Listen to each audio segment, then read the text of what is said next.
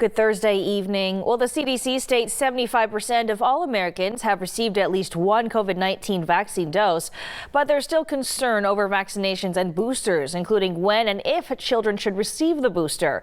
The World Health Organization recently stated there's no evidence that COVID boosters are needed for healthy children and young adults. But as 23 ABC's Brianna Polk explains, there are other factors to consider when deciding if your child should get the COVID-19 booster. Brianna. COVID-19 is one of the leading causes of death in America among children, and that's why local doctors are urging every parent to have their child get vaccinated. They can transmit the disease to their grandparents, their parents, their relatives who are susceptible. And with all the school absences and lack of play dates and lack of extracurricular activities and sports, wouldn't it be great to have immunity against the vaccine? Dr. Rao of Omni Family Health says that while there's no evidence that boosters are needed for healthy children, it does help stop transmission to others who have underlying illnesses. But what is considered a healthy child? Don't have underlying illnesses like asthma or diabetes or, immunological problems where their immune system is suppressed, like cancer. But Dr. Rao says that doesn't mean healthy children aren't susceptible to the virus. There can be perfectly healthy children who get a case of COVID. Most of them, thank God, do well, but there's also several who have died. There are guidelines for when you should consider taking the booster shot. According to the CDC, kids who are between the ages of 12 and 17 should get their booster shot 5 months after they've received their doses of the vaccine and can be administered with other vaccines.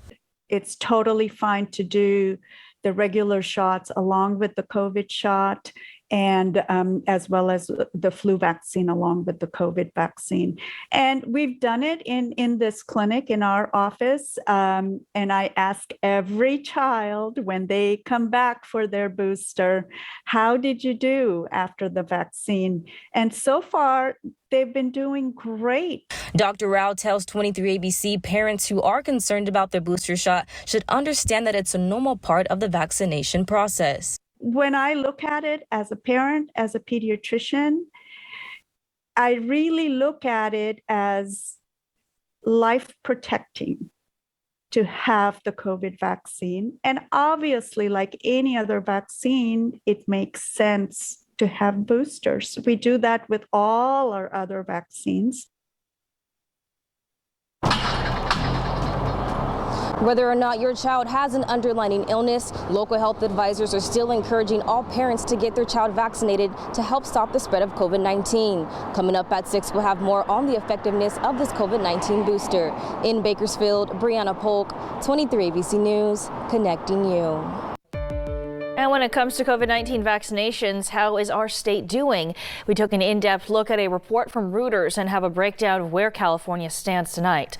According to the report, as of January 16th, 85.6% of California had received at least one dose of a COVID-19 vaccine. 67.8% of the state was fully vaccinated, and California ranks 11th in vaccinations out of all 50 states, and Puerto Rico. New Hampshire is number 1. Also, the Golden State has administered over 69 million vaccine doses since vaccines were made available.